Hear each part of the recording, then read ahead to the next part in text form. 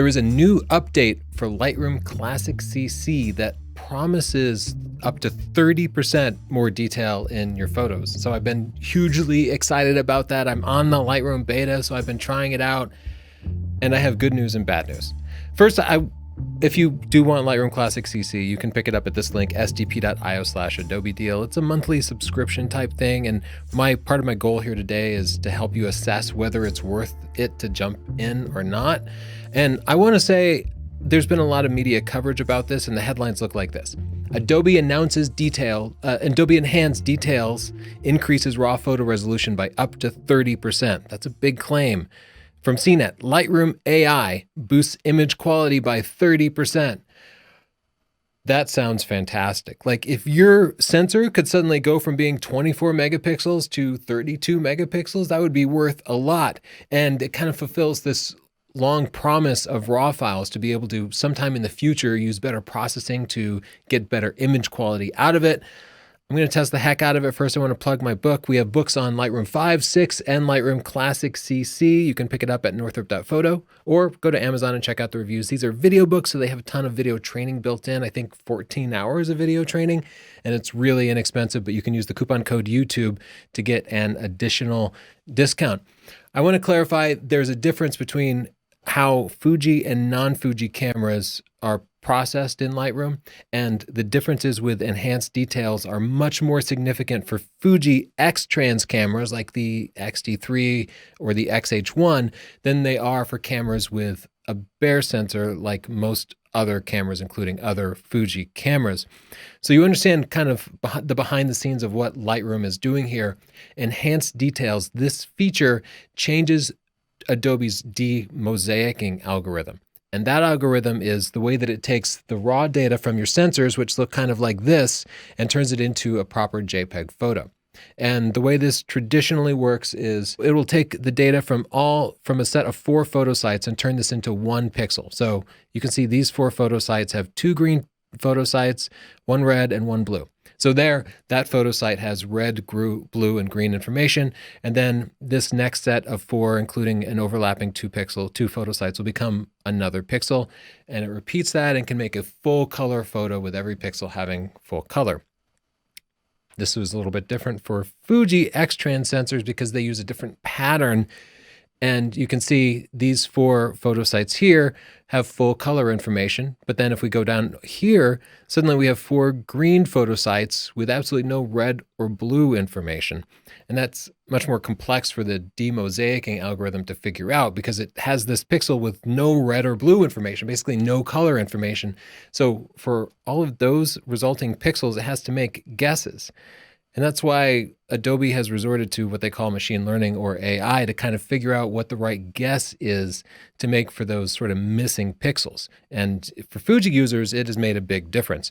Let's go into Lightroom and actually take a look at some sample photos. I have a bunch of photos here, but let me say I took a look at dozens of photos. First of all, to create a photo, it doesn't happen automatically. You have to right-click it, select Enhanced Details, and then this dialog comes up.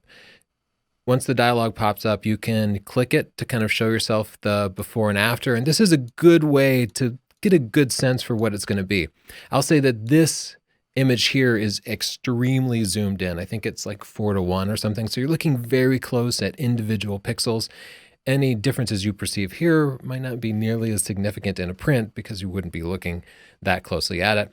The time to process is down here.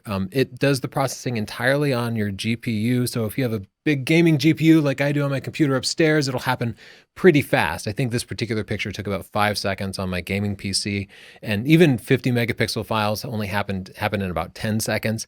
But I've heard from people with like laptops that have integrated GPUs that they could be looking at 30 seconds per photo. So for that reason, you might not want to do it on every picture, but it is fairly easy. If you decide to do it on a bunch of them, you can right-click them, select them, right-click them, and then click Enhanced Details for everything. The resulting files, it creates a separate DNG file that is quite a bit larger. So that's another good reason not to do it on every photo unless it's going to be a portfolio photo. So let's compare these 2 photos.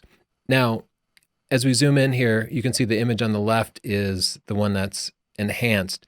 And first I'll zoom into 1:1. This photo was taken with a Canon 5D Mark II some years ago. And as I look through here, I really could not see any differences at 1:1 on a 4K monitor. I really had to zoom in, and let me see. I did find a place somewhere in here where the difference became apparent. Here it is. This is Seattle, and this building right here is Buckley's. So here we are at 8:1. Let's go into 11:1. Here, if you look at the U, I see a little more separation at the top of the U in Buckley's with the enhanced file. You can see it in the file name. This is the unenhanced file, and here the top of the U kind of blends together. And same thing with the K. Like, look, you can see a little separation at the top of the K, whereas here the K just kind of becomes one big blob. So I can confirm there are some differences in the file. Like I said, I really had to get into 8:1 and 11:1. And even then I had to go through quite a few images where I saw no differences. Most images I saw no differences, but these sort of high contrast night shots seem to show the most differences, but then you have to get really, really intense with it before you see any difference. And when you look at Adobe's own example photos that they provided, it looks like they were the same kind of night skyline type photos with lots of high contrast lights. All these photos here, I could look at them for you. I could see no differences. High resolution files, lower resolution files, sharp lenses, unsharp lenses, almost indistinguishable. So I do want to debunk this 30% more detail thing. In most situations, with most cameras, there is no visible difference in detail. So please do not go rushing to pay Adobe their monthly fee. But let's move on to the Fuji files, because here's where it becomes very different. Let's look at this portrait taken with the X-T3 and the excellent 56mm f1.2.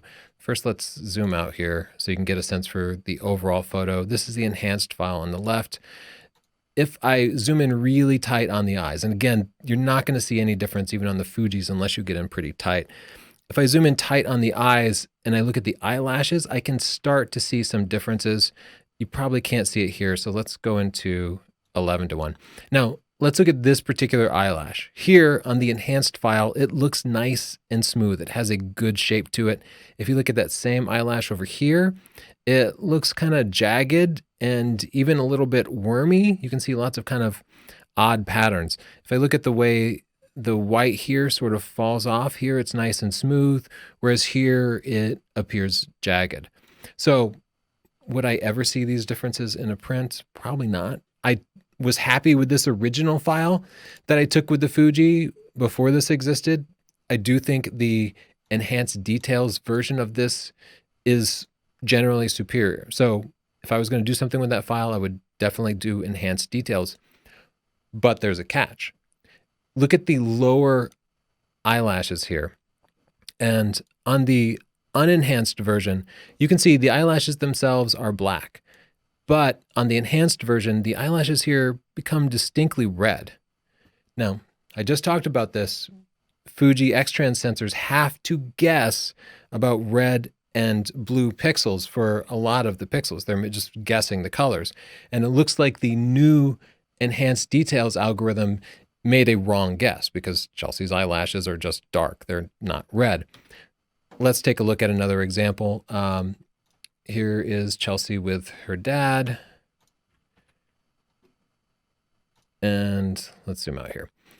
This is kind of a classic flaw with Lightroom processing of X-Trans files. This is Chelsea's tooth. We're zoomed way in. And you can see this corner of her tooth is pink. But Chelsea's teeth are not pink. They're regular teeth. If you look at the enhanced version, Chelsea's tooth is now white. So this is an improvement because this is a problem we see over and over again with Lightroom's processing of X-Trans files. A white tooth or something that's dark, it has to guess and it will look at surrounding colors. And here, all the surrounding colors are pink because of her skin tones, and it fills that tooth in with skin tones, even though that's not right. So here, the enhanced details file is better in that one part of the image. That's something that I would use. But here's another example where it goes solidly wrong. This is a tight crop. I didn't want to show everybody, all the team members' faces, but let's zoom in here. Again, we have the enhanced file on the left and the unenhanced file on the right. The unenhanced file, this netting appears to be black. And indeed, the netting is black. On the enhanced file, the netting is distinctly green, which is wrong. So here again, the Fuji's enhanced details have processed it incorrectly and made an inferior file that required extra processing and a bigger file size. So the moral of the story is, if you're using a standard Bayer sensor, you might be able to see some differences, but you probably won't in most situations. You will see the biggest differences in night city type shots where you have bright points of light. I also saw some minor improvements in astrophotography. I'll show you that example in a second. If you have a Fuji X-Trans sensor, it's hit or miss. I would suggest trying it out. If you are a Lightroom user and you have a picture that's important to you, you're going to share it, you're going to print it, I would definitely run it through enhanced details and then compare it side by side. Maybe I would even blend the two images. Now, a lot of Fuji users choose to use different apps instead of Lightroom because I've heard some of them are better than others because, again, with the Fuji sensors, there's a lot more kind of guesswork that goes into the demosaicing algorithm.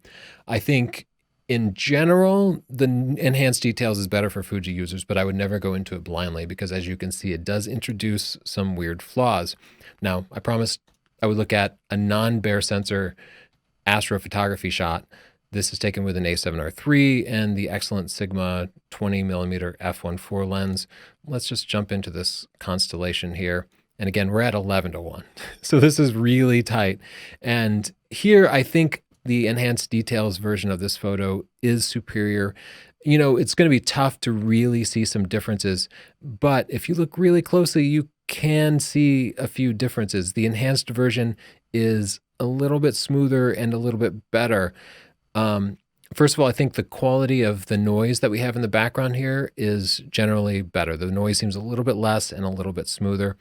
If you look at some stars, like if you look at that star right there, you can see it's a little bit smoother over here at 11:1. It looks a little more jagged. Like I said, you're not going to find a big difference. I'm not trying to sell you on the product. I just want you to understand what the differences are. The differences are minor in this case, but I do feel like there was enough of a difference in the astrophotography shots that if I were making a print or something, I would run it through enhanced details. If I were making a time lapse, I probably wouldn't bother with it. If you want to know everything about Lightroom, check out my Lightroom video book with 14 hours of video. It's super cheap at northrop.photo, or you can look up Amazon reviews of it. Just search for Tony Northrop Lightroom. If you get it from northrop.photo, you can use the coupon code YouTube to get a discount on it. And if this is enough to convince you to get Lightroom Classic CC, you can get a free trial at sdp.io/Adobe deal. Be sure to subscribe to see lots of camera tutorials, photography tutorials, reviews of camera gear, and of course, post-processing tutorials. If you have follow-up questions or comments, let me know. I'd love to hear what your own experience is with enhanced details. Bye.